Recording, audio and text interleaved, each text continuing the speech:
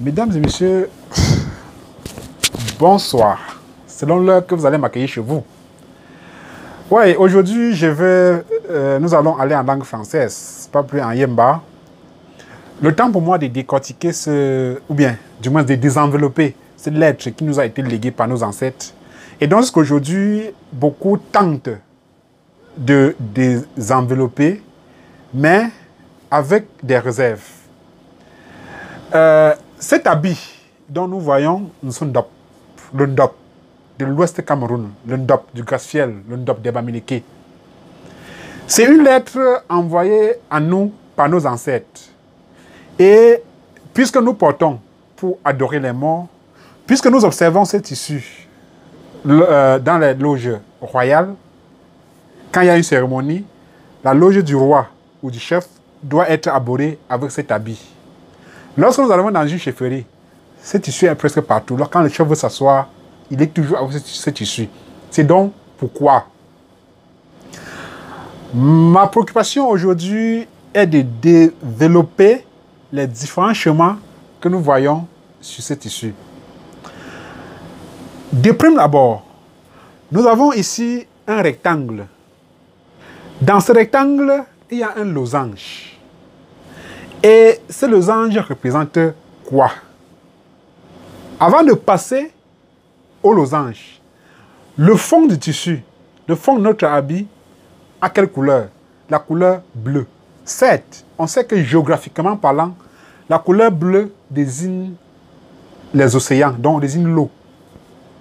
Mais ici, il s'agit de quel type d'eau? Bien sûr, pour une première vision, pour une première vue, c'est l'eau que nous utilisons pour la vie. C'est l'eau que nous buvons, c'est l'eau que nous lavons avec, c'est l'eau qui entre aussi dans la constitution de notre organisme.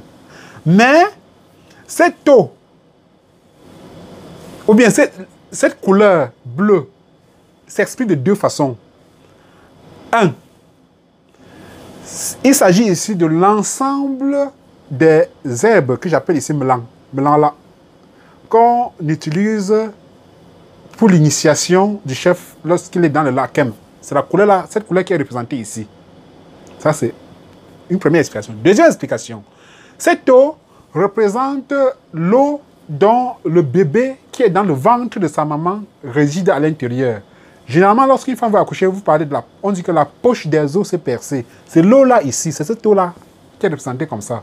Parce que lorsque cette eau là se perce, si je mets mes mains comme ceci, et je recadre là, je ferme, vous allez constater que ça représente exactement les entrailles de la femme. Ça, ce losange représente donc la porte d'entrée au monde de tout un chacun. Cette porte est une porte sacrée. Porte sacrée pourquoi? Parce que vous la traversez une seule fois dans votre vie. Vous ne la traversez pas deux fois. Et lorsque vous la traversez, elle se referme immédiatement et directement. Ce qui fait que si vous traversez et que vous avez la possibilité de regarder derrière, vous n'allez plus voir la porte, vous n'allez plus voir là où vous êtes passé. C'est un miracle. C'est cette porte que vous voyez ici. Et j'ai dit, l'être humain ne traverse cette porte qu'une seule fois dans sa vie. Et lorsque tu as traversé, si on te demande de rentrer, entrer par la même porte, rentrer et entrer par la même porte, tu ne verras plus la porte ouverte. Elle serait déjà fermée. Nous allons la voir un peu plus loin. C'est donc la raison pour laquelle, lorsque quelqu'un est atteint d'une certaine malédiction, on dit non, ici, tu n'appartiens plus au monde des saints, au monde des ancêtres, selon la tradition africaine. Tu appartiens au monde de l'ombre, au monde de la sorcellerie, au monde des sorciers. Il faut te laver. Lorsque tu t'en vas faire un lavage, on dit, va tout droit sans regarder le derrière, jusqu'à chez toi. Cette initiation vient d'ici. Bien. Cette porte également, laissons le côté de la femme. Ça, ce sont les entrées de la femme, ok. Mais, lorsque le chef entre au lakem, lorsqu'un chef meurt, on arrête son successeur. lorsqu'il entre au lac M, il est initié par l'ensemble des herbes que j'ai parlé ici un peu plus loin. Au moment de sa sortie, lorsqu'il fait 9 semaines, vous voyez-vous, le chef fait 9 mois dans le ventre de sa mère, comme tout le monde. Il sort par cette porte dont il ne regarde pas le derrière. Lorsqu'il arrive dans le monde, dans notre monde des vivants, il grandit aussi. Lorsque son père décède, on l'arrête comme successeur et il doit retourner au lac. Comme là, on dit dans le jargon traditionnel qu'il est retourné dans le ventre de sa mère. En fait, il est retourné dans un monde initiatique. Et ce monde-là représente un peu le ventre de sa mère. C'est-à-dire qu'il est dans un monde où nous ne pouvons pas le voir. Ni sa mère également. Parce que aucune femme n'a jamais vu un enfant dans son ventre. Non, impossible. Même si vous partez faire... Aujourd'hui, on parle d'échographie, vous allez voir que sur machine. Mais si c'est dit voir un enfant qui est dans votre ventre, c'est impossible. C'est la même chose que quand le chef retourne ici, on ne peut plus le voir. Alors, lorsque le chef reste ici 9 semaines, il a fait 9 mois dans le ventre de sa mère, il retourne, il s'en va faire... Lorsqu'on l'arrête, il s'en va faire 9 semaines. Pourquoi le chiffre 9? Depuis, il parle de 9. Il s'en va faire 9 semaines dans le lac M et il ressort. Il ressort par cette porte également. Cette porte donc représente ce que j'ai appelé la porte de la forêt sacrée, la porte du lac M. La porte du lac M, lorsque le chef traverse cette porte au moment à sa sortie initiatique, lorsqu'il traverse cette porte, lorsqu'il traverse, la porte se referme derrière lui immédiatement. Il y a des gens appropriés pour ça. Ça se referme immédiatement. Ce qui fait que si devant lui, il se permet de se retourner pour regarder derrière, il ne verra plus cette porte dont il a traversé. Dans les secondes qui suivent, dans les minutes qui suivent, il ne verra plus. La porte se referme. Ça représente également les entrailles de la femme. Lorsqu'il traverse cette porte, il s'en va donc entrer dans une maison à 9 entrées. La maison de 9 entrées, il a fait 9 mois dans le ventre de sa mère, il fait 9 semaines dans le lac M et il traverse une porte dont il ne doit que traverser une seule fois durant son règne. Parce que cette porte, un chef ne traverse qu'une seule fois durant son règne. Pour l'être humain, il traverse une seule fois dans sa vie. Mais le chef traverse une seule fois durant son règne. Ça veut dire que le chef ne peut pas traverser 2 fois. Parce que déjà, même quand il traverse la porte, il se referme. Bien. Lorsqu'il part entrer dans la maison en 9 entrées, la maison de 9 entrées, 9 mois dans le ventre de maman, 9 semaines dans le lac M, il traverse, il s'en va entrer dans la maison de 9 entrées. Pourquoi le chiffre 9? Parce que, au sorti du ventre de sa mère, il a 9 entrées. Tout être humain porte 9 entrées sur son corps. Nous avons 2 narines. On a 2 yeux, ça fait 4. On a 2 oreilles, ça fait 6. On a une bouche, ça fait 7. On a une voie pour pisser, 8. Et une voie pour déféquer, 9. Voilà là où sort l'initiation de les 9 notables. Donc maintenant, on parle également des 7. Nous savons que sur notre corps, l'un des 9 entrées que nous avons, il y a 2 entrées que, si ces 2 entrées se referment, tout s'arrête dans votre vie. Tout. Vous mourrez tout simplement. Même si vous entrez dormir et que ces entrées, quelqu'un bloque ces entrées, vous mourrez. Ce sont vos 2 narines.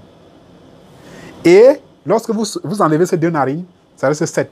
Voilà les 7 notables. Et les deux si qu'on supprime, les 2 si représentés, on les appelle entre là. Quand les 2 là parlent, personne ne dit mot. Même le chef a peur d'eux. Voilà un peu ce que représente ce losange, ce losange dans un rectangle que nous voyons chaque jour. Et les pointillés que nous voyons, c'est la population. Ça c'est la population. Ce sont des hommes qui s'y vivent, autour, aux alentours, dans tous les villages. Bien, maintenant, ici, nous avons un cercle complet. Un cercle complet divisé en 9 partitions. Dans les 9 partitions, on voit une partition qui a les pointillés, c'est la population. Une partition vide, une partition avec les pointillés, donc la population. Une partition vide, ainsi de suite, de tout. Alors, dans l'Afrique, que ce soit l'Afrique ancienne ou l'Afrique d'aujourd'hui, vous savez, dans l'Afrique, généralement, on ne meurt jamais. On ne meurt jamais. Lorsqu'on meurt, on revient. Lorsqu'on meurt, on revient. Nous allons parler de la succession ou de la dénaissance ou encore de ce qu'on a appelé les enfants revenants, s'il faut que j'appelle ainsi, on l'appelle un Jipo. un enfant qui meurt ici et on la couche également de l'autre côté. La renaissance. Donc, ce schéma représente la réincarnation. Lorsque vous venez vous implanter, il y a ici une autorité centrale. C'est lui qui vous dit là où, ça c'est l'Antiquité, j'explique, ça c'est le chemin de l'Antiquité. Aujourd'hui, on n'assiste plus à ça. C'est l'autorité centrale ici qui vous dit là où vous allez vous loger. Et vous envoie quelque part dans le village, vous partez, vous restez là. Et quand vous mourrez, vous partez, vous disparaissez. Lorsque vous disparaissez, vous réapparaissez ici, soit par votre successeur, soit par une naissance. Il n'y a que deux choix. Soit le successeur, soit la naissance. Après, vous mourrez. Après, vous réapparaissez. Après, vous mourrez. Après, vous réapparaissez, ainsi de suite. Maintenant, l'autorité centrale qui est ici, dont tout le monde est accro à lui, c'est le chef. Ça, c'est la chefferie. Donc, mesdames et messieurs, voilà pourquoi cet habit est destiné uniquement pour le chef. Ce sont les habits royaux. Ce sont les habits qui expriment la royauté. Ici, nous avons, je ne peux pas appeler ça des carrés, mais nous avons des zigzags. Ces zigzags représentent quoi? Ces zigzags représentent le travail ardent de l'homme bamileke. Le travail, le dur labeur du bamileke que nous sommes. Le bamileke peut facilement détruire tout le Cameroun et reconstruire. Par ses idées, la sagesse qui est montrée ici par la tortue, par sa force. Lorsque vous regardez les maisons en paille, vous voyez, on dépose les bambous de façon croisée. De façon croisée, au final, ça donne quelque chose de petits carrés. C'est ça qui est représenté ici. Et enfin, on dépose la paille, on tisse. On dépose la paille, on tisse. On dépose la paille, on tisse. C'est ça qui est représenté sur ce chemin. Donc ça, c'est le travail ardent de l'homme bamileke. Plus loin, nous avons cet insigne. Cet insigne, je le montre aujourd'hui parce que lorsque les Européens arrivent en Afrique, nos ancêtres avaient quitté l'Égypte ancienne avec cet insigne. Ça représente les sociétés secrètes. Ça sont les sociétés secrètes. Or, lorsque le blanc, ils fondent ce qu'ils entendent aujourd'hui, ils parlent vraiment des loges, franc-maçonnerie, Rose-Croix et autres, j'en passe. Ils prennent cet insigne qu'ils transforment en rouge. Nous savons ce que c'est que la couleur rouge. Ils partent déposer sur un tissu blanc. Nous savons également ce que représente le blanc pour eux. Et lorsque nous voyons cet insigne sur ce genre de tissu, chacun retire ses sandales et prend la fuite. Alors que ce sont des insignes que nous portons sur nos habits chaque jour. Cet insigne, même l'habit que je porte sur moi, si vous regardez bien, vous allez voir, cet insigne est là. C'est là. C'est ça ici. Donc, ça représente les sociétés secrètes bamileke. J'entends ici par Kungang, le Manzongang, le Manzongbolo, le Ka, le Nzé, le Lutro, tout ce que ça peut comporter des sociétés secrètes, voilà leur insigne. C'est pour ça que quand vous voyez un papa dans un village qui a un grand collier avec cet insigne sur lui, vous devez savoir, oui, il s'agit là d'un grand notable du village et il est en train de faire une mission. Et vous le saluez si vous pouvez, vous passez votre chemin. Donc, mesdames et messieurs, voilà de façon un peu brève ce que comporte notre tissu traditionnel. Olivier Germain Tafoume est le culturaliste pour vous servir. Pour vos questions, vous aurez mon numéro en bas de page. Je vous remercie.